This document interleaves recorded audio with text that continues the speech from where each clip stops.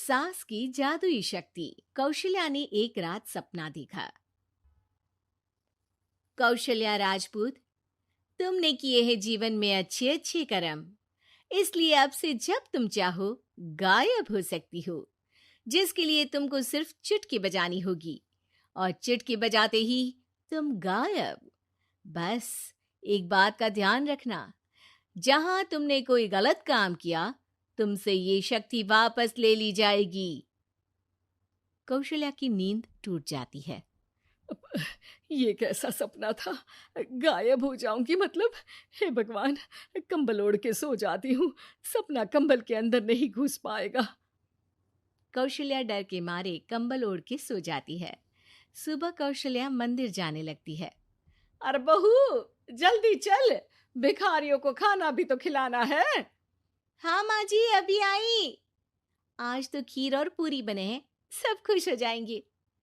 दोनों सास बहू कार से खाने का सामान लेकर मंदिर पहुंचते हैं और भगवान की आराधना के बाद मंदिर के बाहर बैठी भिखारियों को खाना खिलाने लगते हैं। दीदी, आप हर हफ्ते आते हो, इतना सारा करते हो हम लोगों के लिए। मैं आपके लिए रोज अलग से दुआ मांगता हूँ। ये तो फर्ज है हमारा। दीदी, थोड़ी पैसों की मदद हो जाती तो अच्छा होता। बड़े चौराहे पे मेरी बीवी भीख मांगती है, उसका इलाज करवाना है, 100-200 रुपए लग जाएंगे। कौशल्या उसी वक्त भिखारी को 500 का नोट दे देती है और दोनों सास बहू वहां से लौटने लगती हैं। तभी कौशल्या को कोई शंका होती है। अब बहू रुक, तो मैं अभी आई। कौशल्या वापस वहीं जाती है तो देखती है कि भिखारी वहां है ही नहीं। कौशल्या को रात का सपना याद आता है। वो चुटकी बजा के गायब हो जाती है और सीधे भिखारी के पास पहुंचती है, पर भिखारी को वो दिखाई नहीं देती।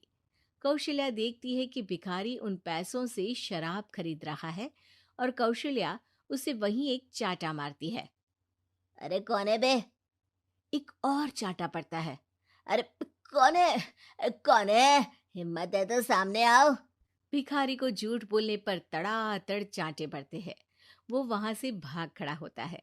कौशल्या चुटकी बजा के वापस बहू के पास आ जाती है और मन ही मन सोचती है, ऐसे तो मैं कितने गलत काम रोक सकती हूँ, कितनी ताकतवर हूँ मैं, किसी को पता भी नहीं चलेगा। सासू माँ, आप क्या सोच रही हो? अब कुछ नहीं, कुछ भी तो नहीं। ठीक है, मुझे ना थोड़े पैसों की जरूरत थी। मेरे कजिन भाई है ना, उनकी तबीयत थोड़ी इधर उधर हो रही है। वो तो खुद से नहीं कहेंगे कि पैसे दे दो, पर बहन होने के नाते मेरा तो फर्ज बनता है ना कि भाई की मदद करूं। अरे हाँ हाँ, ले जाना पैसे। पैसे इसीलिए तो कमाते हैं कि जरूरत में काम आ सके। घर पहुंच के कौशल्या अपनी बहू को 10,000 रुपए दे देती है। कब जाएगी तू मायके?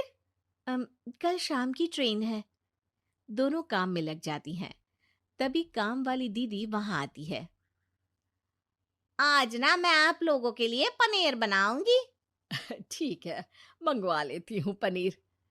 पड़ोस की दुकान वाला पनीर दे जाता है और काम वाली बाई पनीर से रेसिपी बनाने लगती है।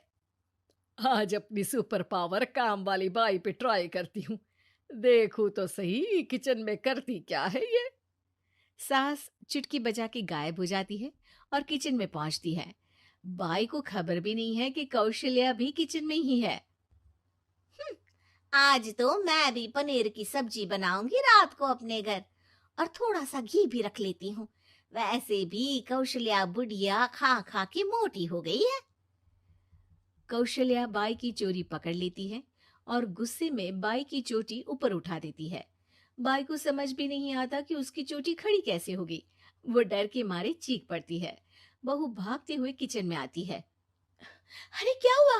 ये तुम्हारी चोटी खड़ी कैसे है? करंट लग गया है क्या? पता नहीं, शायद किचन में ना भूत है। बाई वहां से भाग खड़ी होती है और कौशल्या चुटकी बजा के अपने कमरे में टीवी देखने लगती है। बहू वहां जाती है। माँ जी, किचन में ना भूत है, बाई भाग गई। अरे भागने देना, भूत का तो पता नहीं, किचन में चोर जरूर था और वो थी अपनी काम वाली। अच्छा हुआ चली गई। बहू को कुछ समझ नहीं आया। उसने किचन में जो देखा उसके सदमे में जो थी वो अभी तक। अगले दिन बहू अपने मायके के लिए निकल जाती है। कहीं भिखारी और काम वाली की तरह बहू भी तो मुझे धोखा नहीं दे रही। अरे कहीं वो पैसे ले जाके शॉपिंग तो नहीं करने वाली ना। अभी पता लगाती हूँ। मुझसे कुछ छिपा है भला। जैसे भगवान सब देख रहा है वैसे ही मैं भी सब देख रही हूँ। सास को अपनी शक्ति पर घमंड आ गया था। वो अब अच्छे काम करने की जगह अपनी शक्ति का इस्तेमाल खुद का शक मिटाने के लिए कर रही थी। वो चुटकी बजाती ही बहू के मायके चली जाती है। भैया, आपने बताया क्यों नहीं कि इतनी तबीयत खराब है? अरे तेरी सास बूढ़ी हो गई है, इतना भला काम करती है, उनकी मदद कौन करता है? यहाँ तो और भी लोग हैं ना। भैया, मेरे पास कुछ पैसे हैं। आप दूसरे डॉक्टर को दिखा दीजिए ना। अरे मुझे लगता है कि मेरा टाइम आ गया है, मुझे जाना होगा। कमरे में भाई की आत्मा को लेने यमदूत आ चुके थे। कौशल्या भले ही किसी को नहीं दिख रही थी, पर यमदूत ने उसे देख लिया। यही आत्मा है शायद, परछाई दिख रही है, पहले ही तैयार खड़ी है। अरे आप कौन हो? यमराज का नाम सुना है? हैं? आप यमराज हो क्या? नहीं, हम उनके यहाँ जॉब करते हैं, आत्मा उठा के ले जाते हैं डिलीवरी वाले। चलो अब तुम्हारा टाइम पूरा हो गया। अरे आप शायद ना वो बिस्तर पर पड़े आदमी की आत्मा को लेने आए हो। मैं तो बस यहाँ देखने आई थी कि मेरी बहू कहीं मुझसे पैसे लेकर शॉपिंग करने तो नहीं चली गई ना। मतलब तुम्हारे पास शक्ति है गायब होने वाली? हाँ। तुम ऐसे तुच्छ काम में उपयोग कर रही हो ऐसी दिव्य शक्ति का। अब तो तुमको ही लेके जाऊंगा। अरे नहीं नहीं, कल मुझे किटी पार्टी में भी तो जाना है। अब नरक में ही करना किटी पार्टी। नहीं नहीं नहीं। 3 बार नहीं क्यों बोल रही हो? टीवी सीरियल चल रहा है क्या एकता कपूर का? अरे प्लीज मुझे जाने दो। आप तो उस बीमार आदमी की आत्मा को लेने आए थे ना। गलत डिलीवरी करोगे तो यमराज डांटेगा ना। बात तो सही कर रही हो, पर हमको उस पे दया आ गई। अभी उसकी उम्र ही क्या है, पर कुछ तो लेके जाना पड़ेगा ना। एक काम करो, अपनी शक्ति दे दो, गायब होने वाली। हैं? अरे क्यों? तुम पृथ्वीलोक का भ्रष्टाचार रोक सकती थी, चोरी रोक सकती थी, अरे कोरोना रोक सकती थी, पर तुमने अपनी बहू की जासूसी करना शुरू कर दिया। अरे लेकिन किंतु परंतु। यमदूत सास की शक्ति लेके वापस चले जाते हैं। कौशल्या की परछाई हवा से नीचे गिरती है और जमीन पे आते आते कौशल्या का शरीर सामने आ जाता है। अरे लग गई, कितने ऊपर से फेंका।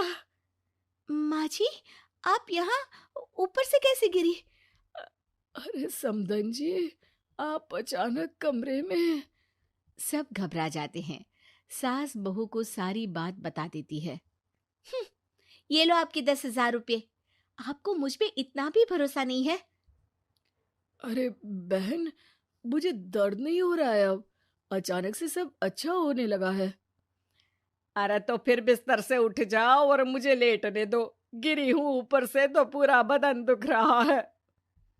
भाई को तो यमदूत ठीक करके जाते हैं, पर कौशल्या देवी दर्द के मारे बिस्तर पर आ जाती हैं।